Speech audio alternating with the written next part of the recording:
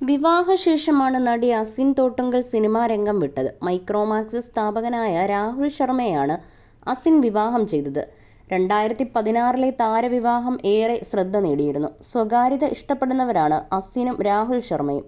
വിവാഹശേഷം അസിനെ ലൈംലൈറ്റിൽ കണ്ടിട്ടേയില്ല. ഇപ്പോഴിതാ രാജ് ശമാനിയുമായുള്ള അഭിമുഖത്തിൽ കുടുംബത്തെക്കുറിച്ചും കരിയറിനെക്കുറിച്ചും സംസാരിക്കുകയാണ് രാഹുൽ ശർമ്മ.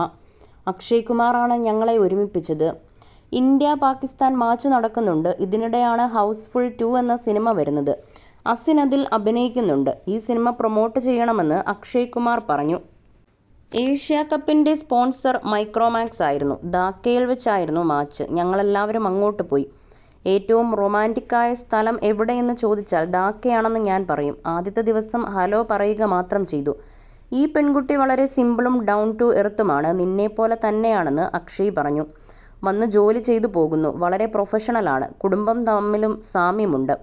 അവളുടെ അമ്മ ഡോക്ടറാണ്. അച്ഛനും സർവീസ് ബാക്ക്ഗ്രൗണ്ടുള്ളയാൾ. എല്ലാം നല്ലത്. അക്ഷയ് എൻ്റെ നമ്പർ അവൾക്കും അവളുടെ നമ്പർ എനിക്കും തന്നു. നല്ല സുഹൃത്തെന്ന നിലയിലാണ് അക്ഷയ് ഇതെല്ലാം ചെയ്തത്. തൻ്റെ ജീവിതത്തിലെ ഏറ്റവും വലിയ സംഭാവനയാണതെന്നും രാഹുൽ പറയുന്നു. ഞങ്ങൾക്കൊരു മകളുണ്ട്. അവൾക്ക് 7 വയസ്സായെന്നും രാഹുൽ ശർമ്മ പറഞ്ഞു. തൻ്റെ കമ്പനിയുടെ ഉയർച്ച താഴ്ചകളെക്കുറിച്ചും രാഹുൽ സംസാരിക്കുന്നുണ്ട്.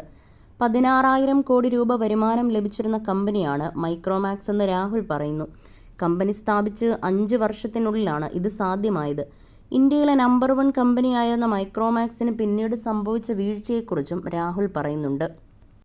മൈക്രോമാക്സിന് മാത്രമല്ല ഇങ്ങനെ സംഭവിച്ചത്. ആഗോളതലത്തിലായി ഗ്ലോബൽ ലെവലിൽ ഒരുപാട് കമ്പനികളുണ്ടായിരുന്നു. സപ്ലൈ ചെയിനിൽ മാറ്റങ്ങൾ വന്നു. ഒരു ചിപ്സെറ്റ് ഉണ്ടെങ്കിൽ അത് ആദ്യം ഇറക്കുക ഞാനായിരുന്നു. കസ്റ്റമേഴ്സിലേക്ക് പെട്ടെന്നെത്തും.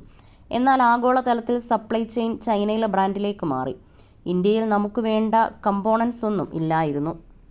ഇന്നെനിക്ക് ട്രിപ്പിൾ സ്ക്രീൻ ഫോൺ ഉണ്ടാക്കണമെങ്കിൽ അതിനു വേണ്ട ഘടകങ്ങൾ ഇവിടെയില്ല. അതിനായി വേറെ രാജ്യത്തേക്ക് പോകണം.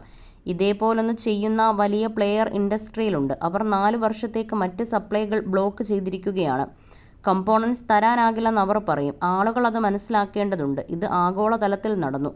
മെക്സിക്കോയിലും സ്പെയിനിലും ഫ്രാൻസിലും മറ്റു ബ്രാൻഡുകൾ ഉണ്ടായിരുന്നു. എല്ലാത്തിനെയും ബാധിച്ചു. ഞങ്ങൾ വലിയ പ്ലേയേഴ്സ് ആയിരുന്നതിനാൽ ആളുകൾ ഞങ്ങളെ മാത്രം ഓർക്കുന്നു. ഇപ്പോൾ ഞാൻ മാനുഫാക്ചറിംഗ് ബിസിനസ്സിലേക്ക് തിരിഞ്ഞു. ബ്രാൻഡ് ബിസിനസ്സിനേക്കാൾ എത്രയോ വലുതാണിതെന്നും രാഹുൽ ശർമ്മ വ്യക്തമാക്കി. ചൈനയിലെ ഈ മൊബൈൽ ബ്രാൻഡുകൾ വില കുറച്ച് പ്രോഡക്റ്റ് വിപണിയിലെത്തിക്കുമ്പോൾ മത്സരിക്കുന്നത് ശ്രമകരമാണെന്നും രാഹുൽ ശർമ്മ പറയുന്നു.